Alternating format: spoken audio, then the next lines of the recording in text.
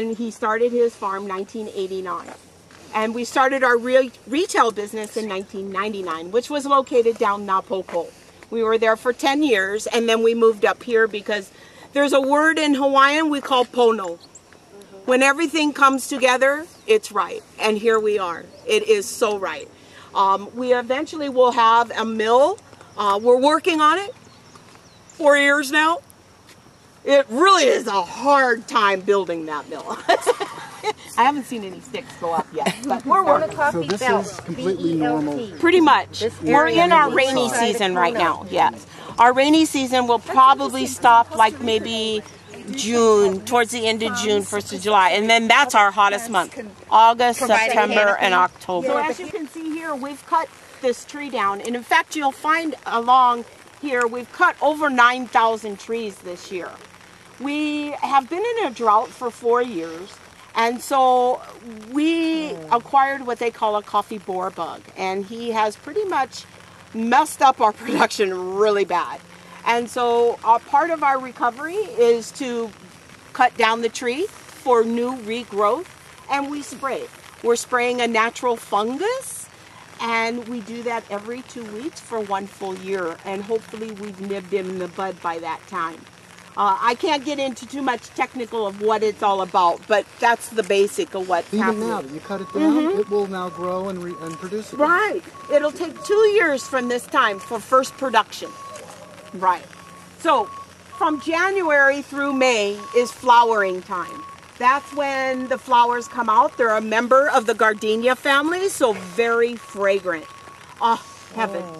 Heaven. Very small little flower. So from the time it rains, and I'm talking about a good, heavy, cool rain, is what brings out that flower. 2 weeks from that time it rains, it will bloom. And then only lasts 2 to 3 days. And then the flower will die and the bean will start to grow. So if we come over here, you can kind of see what I'm talking about. I show a couple flowers starting here. We had a really good rain about 3-4 days ago, nice hard one. So this is the flower getting ready to bloom. It'll take about, like I said, 2 weeks. And then the flower will die and the bean will start to grow. It usually takes about 4 or 5 months for that to become a cherry. As you can see here, some of them are starting to turn a little bit yellow.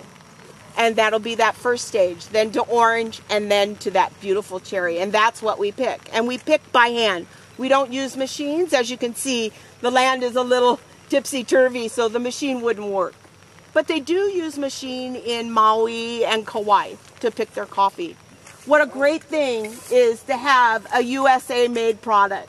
Coffee, no less. So, you know, how wonderful is that? So I always try to promote it as a USA-made product. Very important. And all the islands, since we've lost our pineapple, since we've lost our sugar cane, coffee and chocolate are becoming the thing now. Drink. That's very important for the tree to help give vitamins to those beans. It protects it as shade, and it tells the tree it's healthy when it has all those leaves.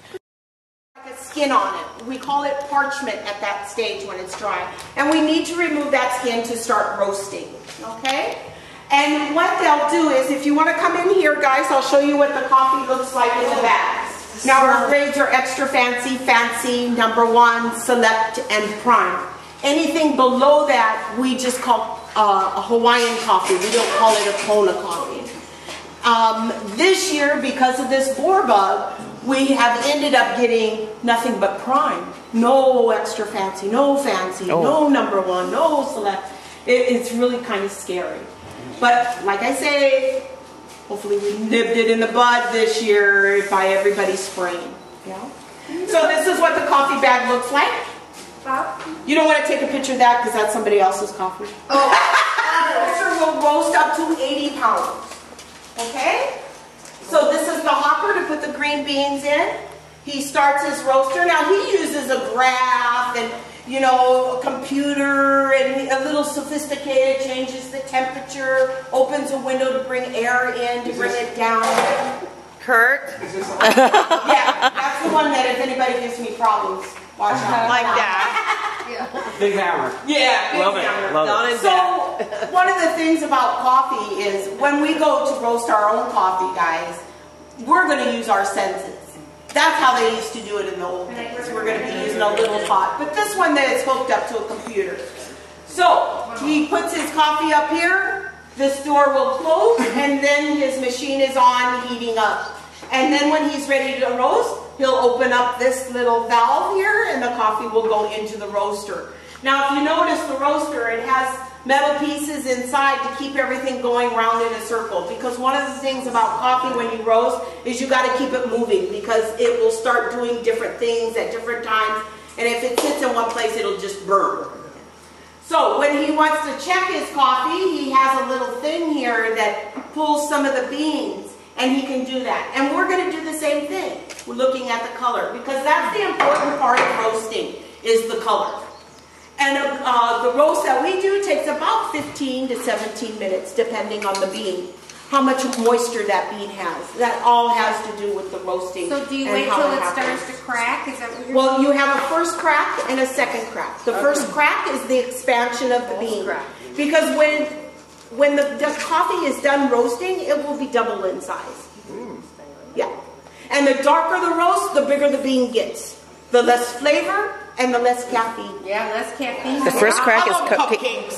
Chocolate especially. Yummy. Is it what they would say when you say light, medium, and dark? Is it the light? Is that what you're talking about? Is it actually better than the medium? No. When you get too light, it'll be kind of grassy and sour because you haven't really cooked the inside. So medium. So the first crack is when that really starts warming up. And that cupcake smell is the caramelization of the sugar in the coffee.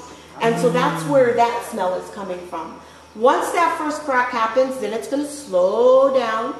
And then the second crack's going to come. First crack's a little like popcorn. Second crack's like fireworks. Wow. And then it starts smoking.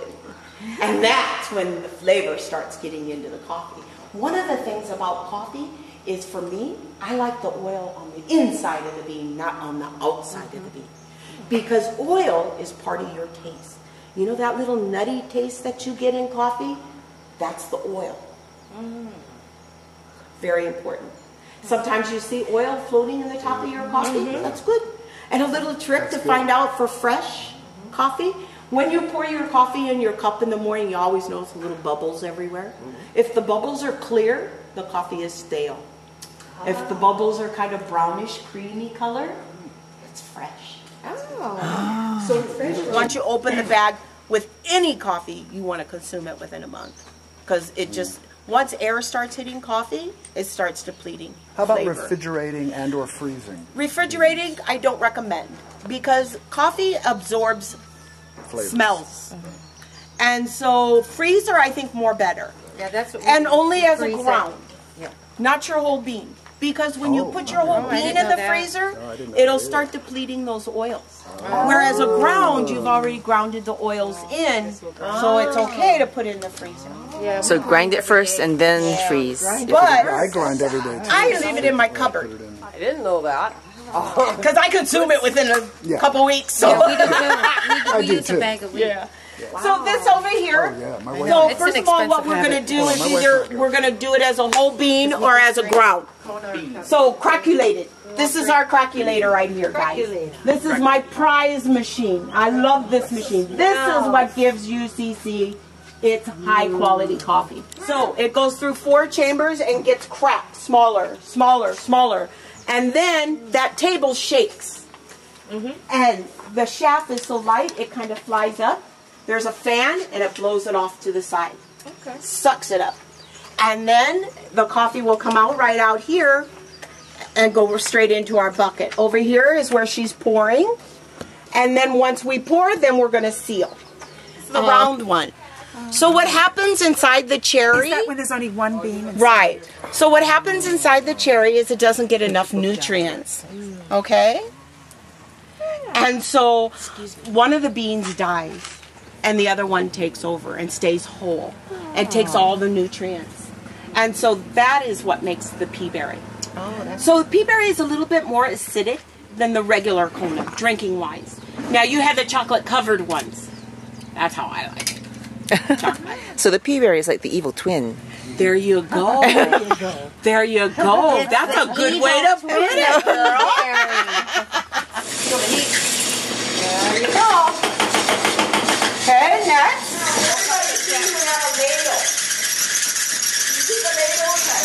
So up to 8 minutes. So not total yet. Total this 20 minutes. Lamb, right? You're going to be going to a crack right now. Your first crack. Okay, yours is in the middle, so this is temperamental. You know, the middle child is always temperamental. I'm a middle child. So I want mine medium. I see smoke coming out of that one. Oh, okay. So I know it's fine. Help! Okay, go. There you go. You're good, honey. Bring it over to the fan. Pick it up. There. Right? Over to the fan and stir. Stir, stir, stir. So you guys are on your second fan. Yeah. You want the oil to run here.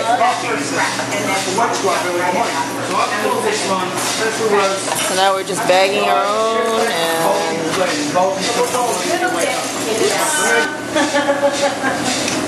There you go, ma'am.